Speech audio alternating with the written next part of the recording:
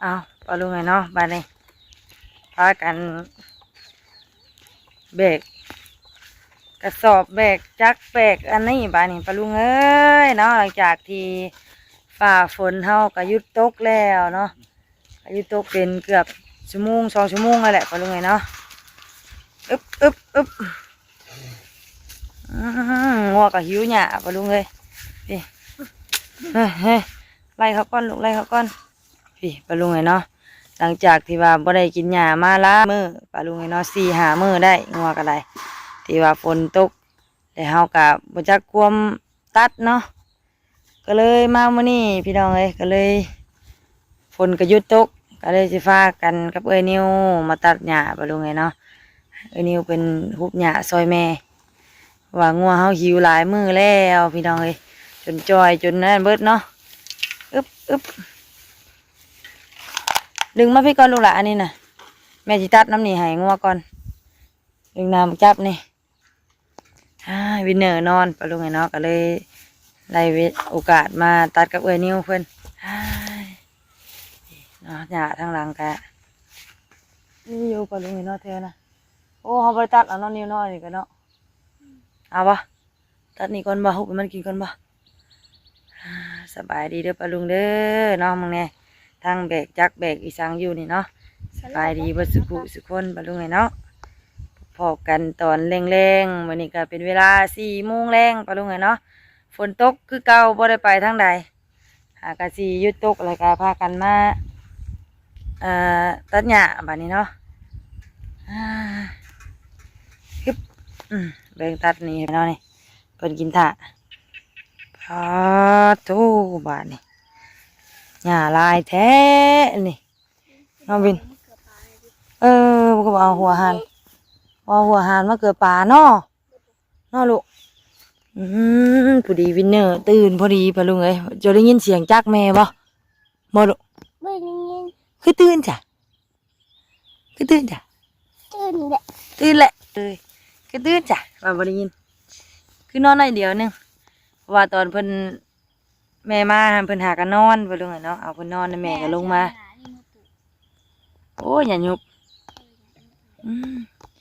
สบายดีปะลุงเนี่ยล่ะแม่ตื่นมาแม่ตัดหญ้าได้ยินเสียงให้แวกอยู่ว่าลูกก็เลยเมื่อเอาเพิ่นอีกปะลุงเอ้ยสบายดีปะลุงแน่คนรอเสียรอไปเลยปะลุงไงเนาะให้ปะลุงมึงดูหน้านะนี่เป็นตุ่มปะลุงไงเนาะมันเป็นตุ่มบ่ฮู้ว่าเป็นหยังนี่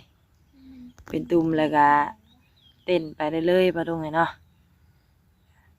เป็นตุ่มแดงๆว่าจะว่าแม่จะว่าน้องหลอกแผลน่ะมันจักมันเป็นบ่ได้เกาเนาะบ่ได้เกาแต่ว่าอันเต้นไปเรื่อยๆปะลุงไงเนาะแม่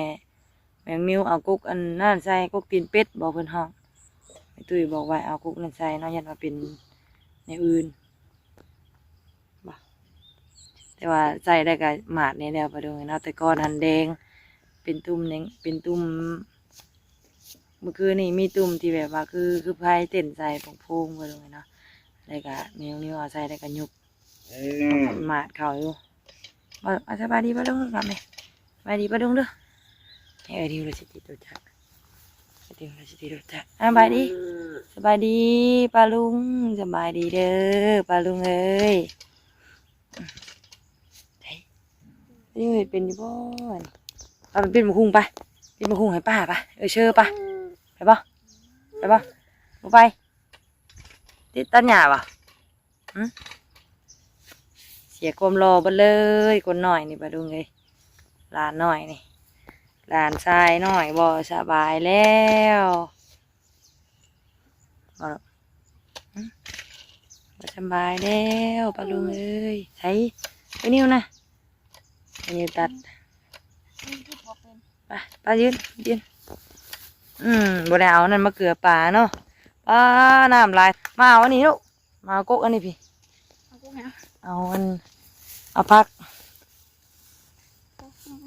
ไปตาหญ้าถ่วมหมดเลยกินใบหญ้าน้ำที่นี่ฮึบ ปลาฮึบอึบอึบว้าวินเนอร์น้อย พูดร้าย หมดยังโลน่ะอยู่ใช้ เอาน่ะน้ำหยาได้ ไอ้ น้ำหยาได้น้ำหยาพามา เอาคือบ่ได้มีเนาะวินเนาะ ใส่ถุงขาเงา เอาทางใดเด้บาททางใดลูกผักบุ้งพร้อมหลายแล้วปลาลุงไงเนาะปีนี้ใช่ดุโอ้ยหลายหกจังเลยพี่มาอยู่บนแปลนพี่มาพี่น้ำจนสีท่วมปลาลุงไงเนาะจนสีท่วมท่อเลยฝนตกดินลงเรื่อยปลูกท่อปลาลุงเลยฝนตกดินลงเรื่อยหลายวันบ่วินว่างเนาะวินเนาะลงเอาแม่ลูกล่ะคอยได้เลยตกเลยเอายอดงามเด้อจะเอาเป็นบ่หูดออกก่อนนั่งอยู่ได้จังหน่อยตกดึงเขาอีกลูกหูดอันไหนเด็ดอันเนี้ยโดย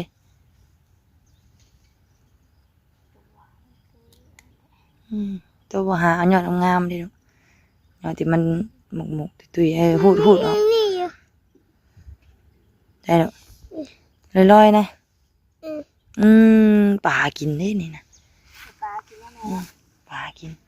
อยากทางนี้ก็หลายนางเลยหันถาเด้อแม่มาเลาะบุตรนี่ก่อนเด้อมันปลาเชื่อเป็นลงมาเอามานะปลาลงไงพี่นาลูกทั้งนี้นะนิ้วมันมียอดงามทางนั้นปลาเชื่อเลือดมื้อนั้นมาพี่ลูก ตกหนองน้ำจ้ะเนาะอย่ามาทางนี้พี่ลงเอารถเจ้าใส่สูงขาสันดึงขึ้นอีกสูงนิ้วลงไปเอาใบยอดพักเกษตรน้ำปลาลุงเนาะตามมาคุ้งหูดก่อนหูดยาวๆเลยหูดมาพี่เหรอวะดึงมานี่ฮักรถมานี่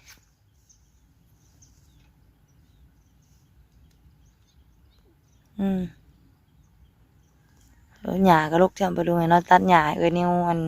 หุบงัวก่อนงัวอยากกินลายมือแล้วน้องวินเนอร์เนาะปลาคือสมอยไทยวินนั่นนี่มีปลาอยู่บ่ได้เอาอันนั้นซื้ออาหารมาเกลือลงเบิ่งน้องวินเนอร์เนาะมีปลาอยู่บ่นะลูกเนาะมันบ่เต้น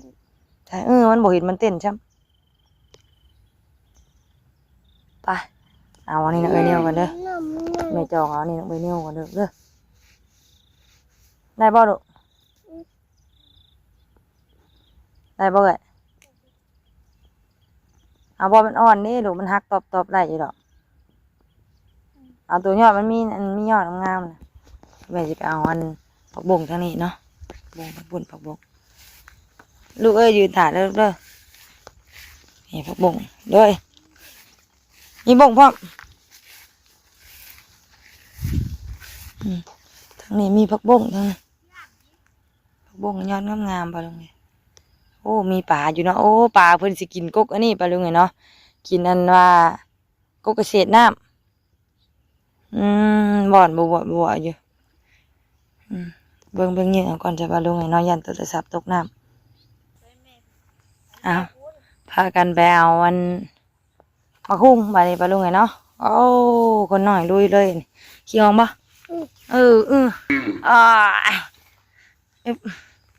เดี๋ยวอันซ้ายมันขาดได้ลูกนิ้วดึงบุเป็นซ้ายมันขาดได้ลูกเอาวินเนาะนิ้วนี่เนาะ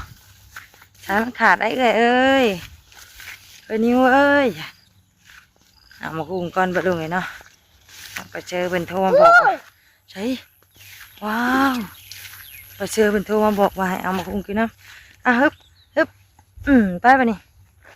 หมดครบ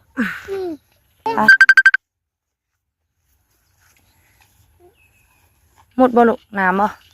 ไปย่างไปมันน้ำว้าวนี่มาคุงพูดไปเอากุ้งหน่อยไปเอากุ้งน้ำบ่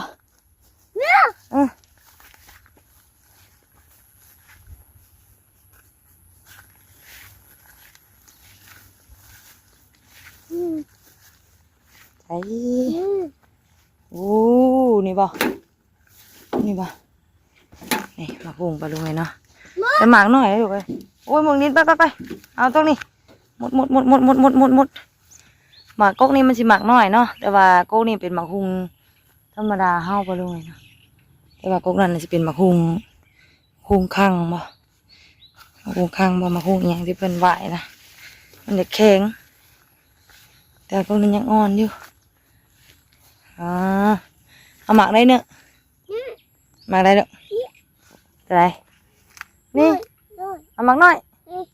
นี่จะได้บาทเฮ้ยนี่หน่อยแท้นี่ยังเอาตัวนี้ฮึบนี่อย่างบางอย่างมันถือเลยเด้อบางอย่างมันถือลูกอีกได้เอาจับไปจ้ะวางยาน้องอย่างมันถือน้องลูกเนาะไปทางนี้ก็มากระเชกที่ว่ามันเป็นอะไรแนวไปดูเนาะเฮ้ยน้ำไปอะไรมันจะเหนียวสตาปะเหนียวสตาวิเนอร์อีกนิดหนึ่งไปตัดหญ้าไปนี่เนาะตัดหญ้าแล้วจะเอามาคุงกินไปให้เชื่อเนาะไปบ่ลูกไปบ่คือบ่ไปพูดแหละขี้อองอีกมันหกหกไปเลยได้มาคุงหน่อยนึงนี่เอาตัวจะเอาบ่ลูกเอาบ่ก็ไปให้ก็เอาให้นิ้วกันเด้อมาหนึ่งอยู่ถ่ายเด้อ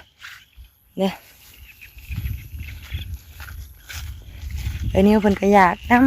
ำซื้อมาซูมิตุ้ยตำปึ๊บนิ้วหมักน้อยนึงก็พอนิ้วนี่พอดีกินเลยเอ้าเน่าเฉยมันมีหนอนได้ด้วยอาจสิบ่แม่นหมากนี่เนาะอาจสิแม่นตัวเทิงพุ่นบ่นี่ตัวเทิงพุ่นว่าลุงไอ้หมากนี่บ่ได้เป็นหยังนี่นอนไม่เสร็จออกแล้วไปเอาหมากนี่บ่โดยเอาหมากนี่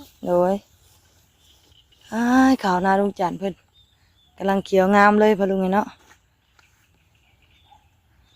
ตัดหญ้าก่อนบัดนี้ตัดหญ้าแล้วจะให้นิ้วฮุบเลยนิ้วเนาะมาลูกมาจับกล้องให้แม่เนี่ยบัดนี้ปูนแต่คนสิตัดนะสบายดีปะลุงสบายดีปะลุงโดยวินเนอร์เอ้ยสบายดีปะลุงแน่ลูกยังมุมนิ้วยับไปอยู่ไกลๆเด้อเด้อปูไปก็ต้องไปยืนนั่นน่ะอยากก็หกปะลุงเลยยืนไกลแม่เด้อย่านเด้อจะมันถึกเด้อ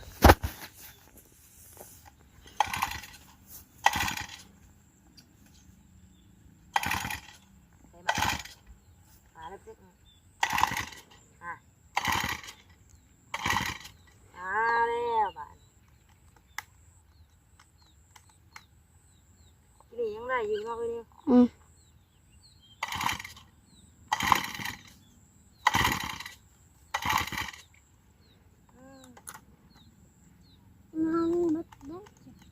มันนี่ไม่ใส่พวกมันแล้วมันนักที่นี่นักอีก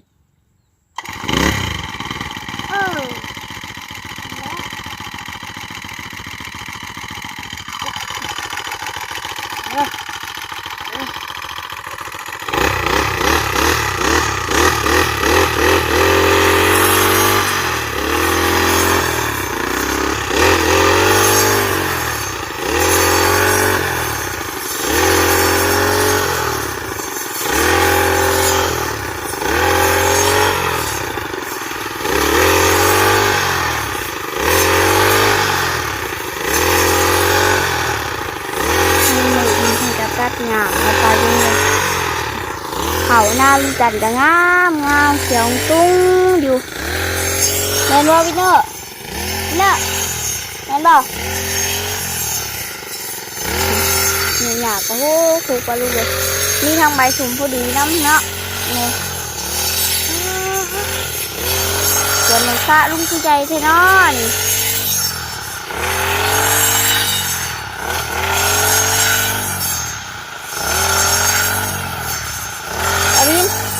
วินเนาะนี่คือ ซึ่งแม่ตัดหญ้าแล้วปลาลุงเลยคนรอทำอย่างนี้ก็ตัดหญ้าอยู่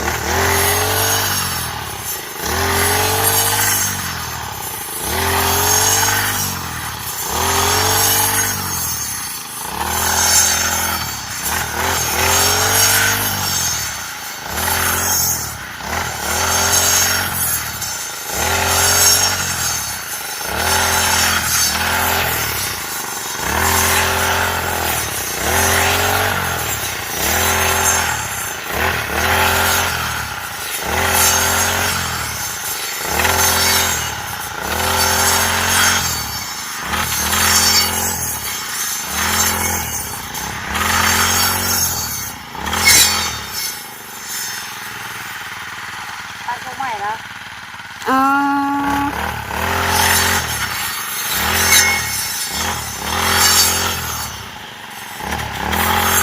อ๋อ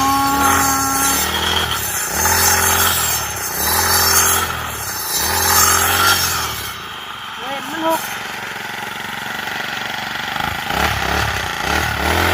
ตัดคุกใหม่ลุงจันทร์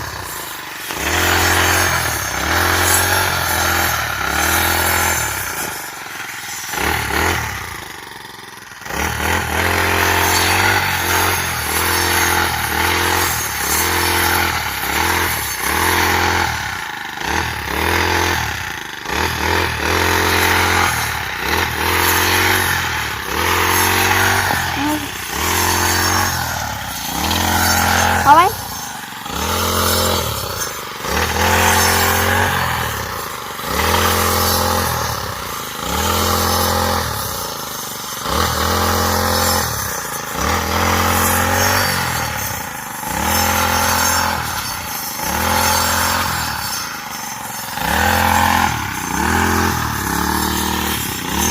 บรรยากาศดีดีป้าลุงเลยเนาะฝนหากาตกลงมาพร้อมกันอีกแต่ก็คิดว่ามันสิฮอดเนาะป้าลุงเลยแต่บ่ฮอดทุ่มฟ้าทุ่มฝนมาพร้อมกันอีกแต่ว่าบ่ฮอดเนาะป้าลุงเลยก็เรื่องนี้ก็เรื่องมาตัดหญ้าเนาะทำไมอีกก็ได้ไว้เนี่ยเอาเลยก็ตรงนี้ของกะลุงจ้าพวงใหญ่แห้งตัดหญ้าอยู่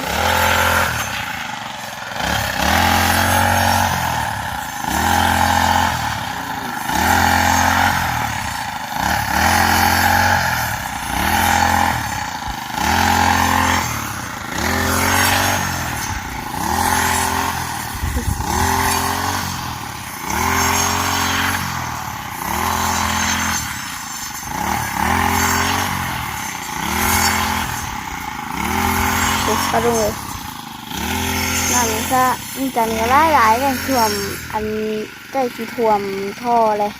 ท่อน้ำเนาะหยากอะไรหลายดินก็เลยหยาก็ดินก็เลยเขามาตัดหญ้าเนาะปลาดุกเลย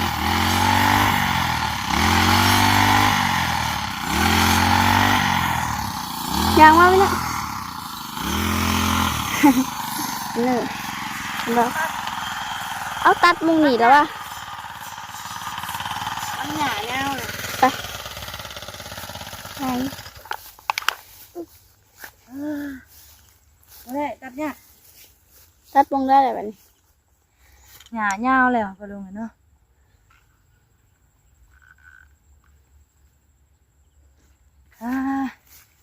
กวดจับพอได้ให้งัวกินก่อนมื้อจังหาตัดทางให้หน้าผู้หญ้ามันยาวปลาลุงเนาะที่สำคัญพี่มาตัดกกอันนี้แล้วปลาลุงเลยมันหกเนาะแมงนิ้วบ่เห็นมาเขียบได้นี่อันนี้เลยเราสิหายหัวกับบัดนี้แล้ว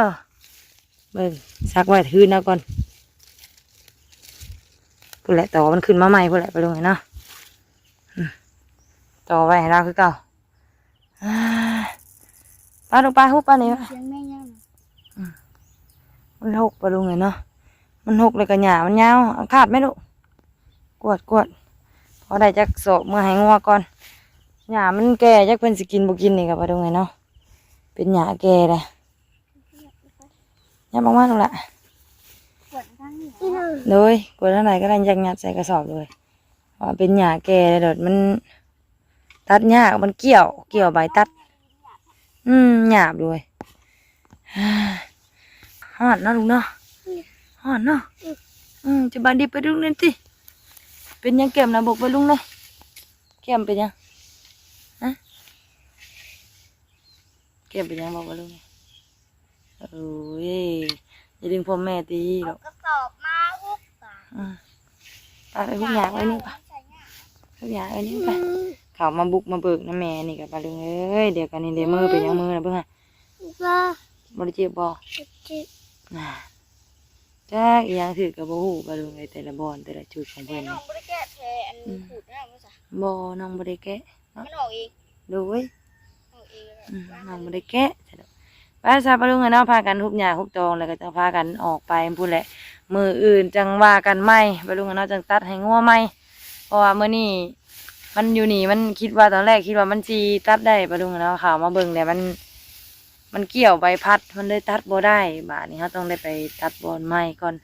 นอกจากเขาสิแบบว่าตัดแบบอันนั้นเลยบัดแมงนิ้วบัดย่านปลาลุงเนาะเพราะว่ามันหยาวยาวเนี่ยมันเกี่ยวใบพัดอย่ามันดุดออกมาเนาะไปซะปลาลุงให้เนาะไปพบพ่อกันคลิปหน้าเด้อปลาลุงให้เนาะง่วนะง่วอยากบ่ลูกบ่คลิปนี้ลาแล้วสบายดีปลาลุงให้เนาะฮุบหญ้าไว้นิ้วก่อนสบายดีปลาลุงไหมเด้อสบายดี น่ะ ฮาดเบิ่ง เนม เอาสบายดีปะลุงไปงัวไปสบายดีปะลุงบายบายเบิ่งดื้อบ่หมุนออกมาเลยปะลุง มันออกมาคือ ป้าแม่ไปพบหยาก่อนยืนโอเค